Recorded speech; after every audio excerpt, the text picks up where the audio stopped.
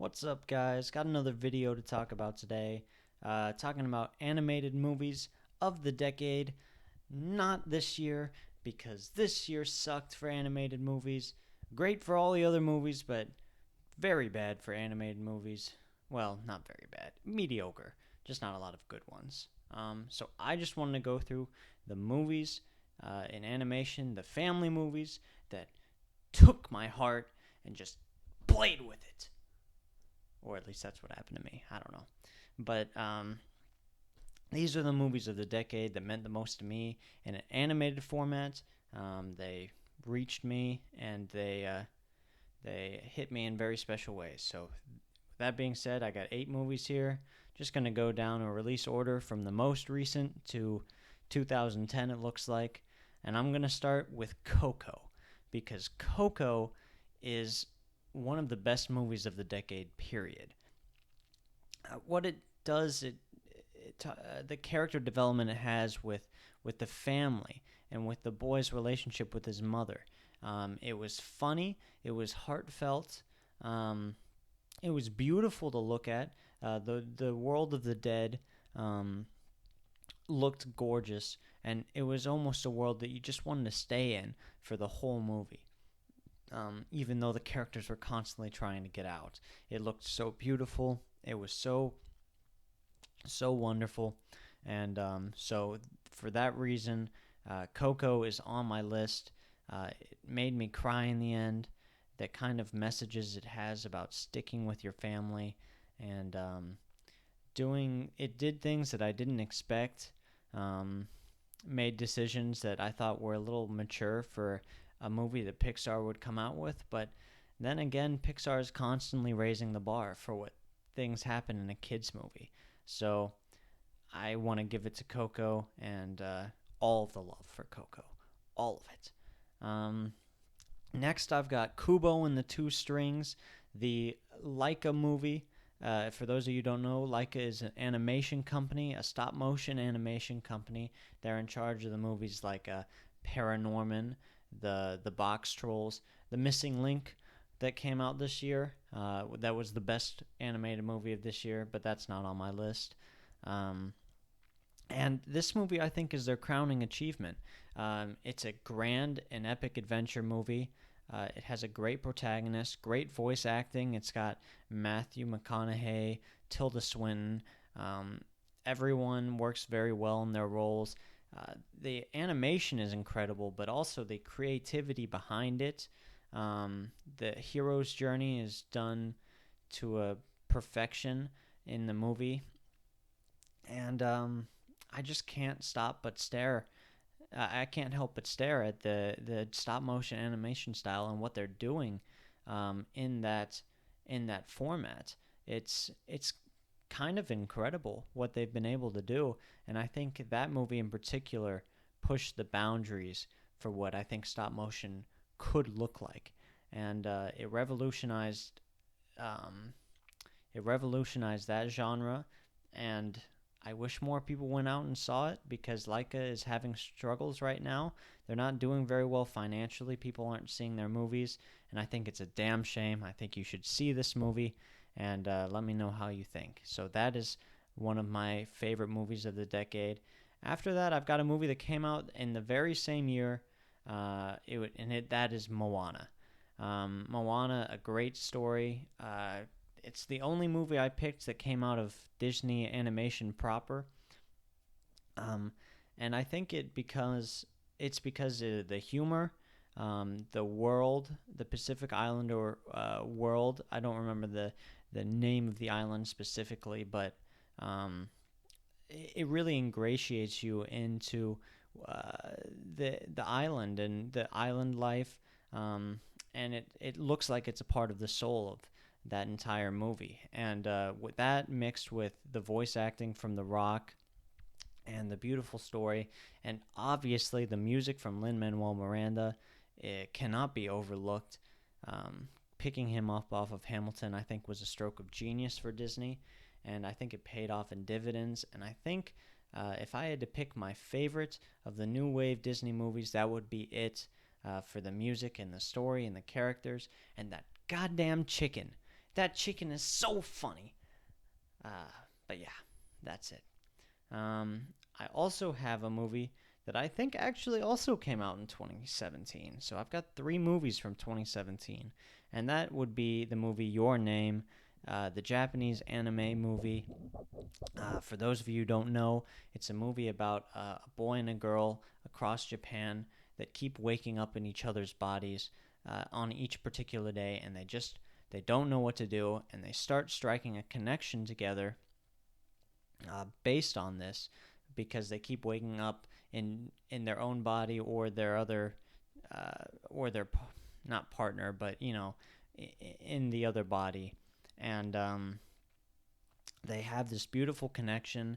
And I think it pushes the boundaries of the beauty of 2D animation. I've never seen 2D animation so beautiful. I've never seen an anime movie look so beautiful, just with like the backgrounds and the landscape shots, the how sunlight hits things. I think light is very prevalent in this movie. Um, so all around a great time, funny, heartfelt, and a fun time. And so yeah, that is also on my list. This next movie I've got, I believe, is my favorite animated movie of the decade, and that would be Inside Out. It's probably my favorite Pixar movie. When I saw it for the first time, I actually cried three separate times in the theater, just because I thought it was such a beautiful story, and it was so clever. Um, the idea that the emotions in your head are running you is obviously nothing new, really, but I think the way they executed it and the voice talent that they got and the amount of effort that they put in the screenplay, um, everything just came together brilliantly. And it came together in a way that makes it impossible not to love, I think. It's not as funny as all of Pixar's movies. It's a little more serious, although it has some great humor.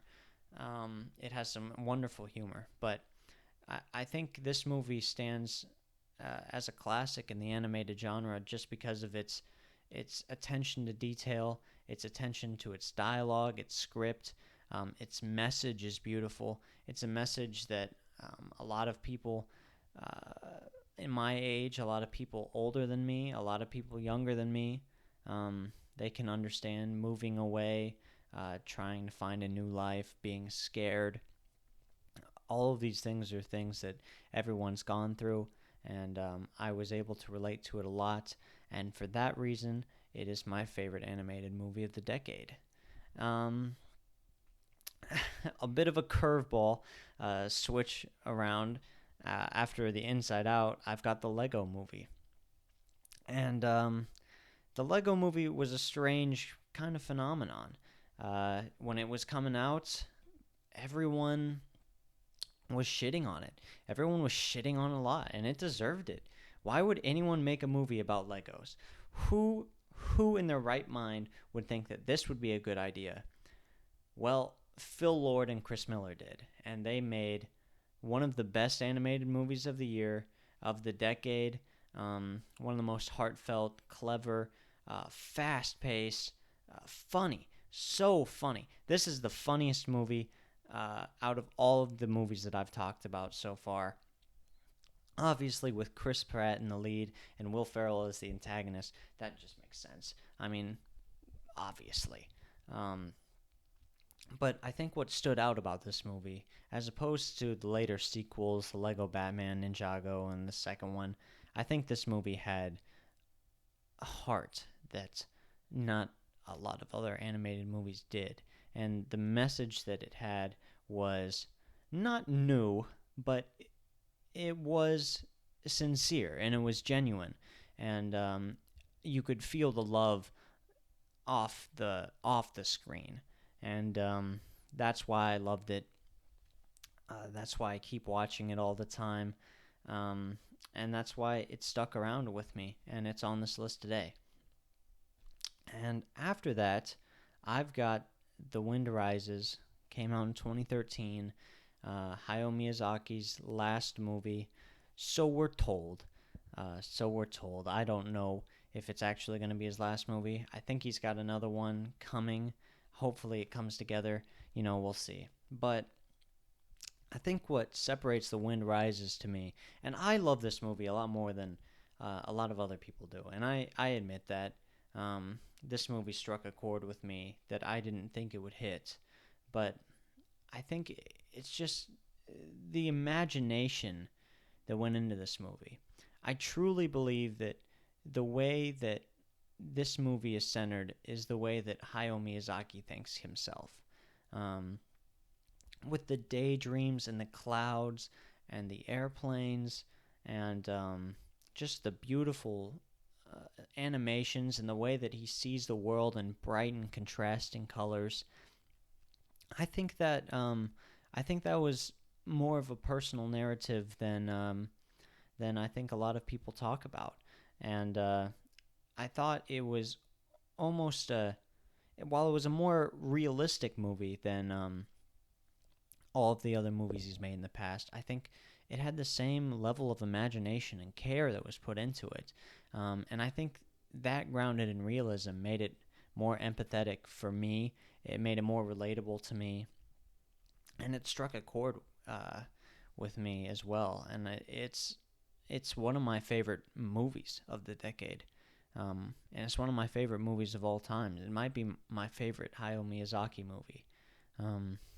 That might be a bold statement. Princess Mononoke is pretty good. But this one is phenomenal. And so for that reason, it gets the 7th spot on my list. And my last movie I've got is Toy Story 3. I don't love the first 2 Toy Stories. I'm just going to say it. I don't. But this third one, I think, really elevated the material they were doing. And it took the characters that we knew and loved, and it flipped them, and it did some things with them, and it ended the story that I think everyone was worried that it would flub. It did so well. It ended in such a heartfelt and meaningful way, in a way that did respect to all of the characters involved, and in a way that really tore at my heartstrings. I don't know what to say. I mean, it's Pixar. They are just so good at this stuff. And what they did with Andy's story, I think in particular. I just rewatched this movie actually about a year ago, I think, and I was in the position that Andy was in. I mean, I didn't really have a lot of toys or anything, but I mean, just like old knickknacks and things that I had even forgotten about. I was just finding while I was packing up for college, and it was just it was reminiscent. I didn't appreciate the story in the same way until I saw it again recently, and it really hit me in a different way, and I appreciate it. I'm glad it was made. And so, with that being said, those are the 8 movies that I think are the best animated movies of this decade. So, whatever you think, comment down below, give it a like, subscribe to the channel. I would really appreciate that. So, with that being said, I'll see you guys tomorrow.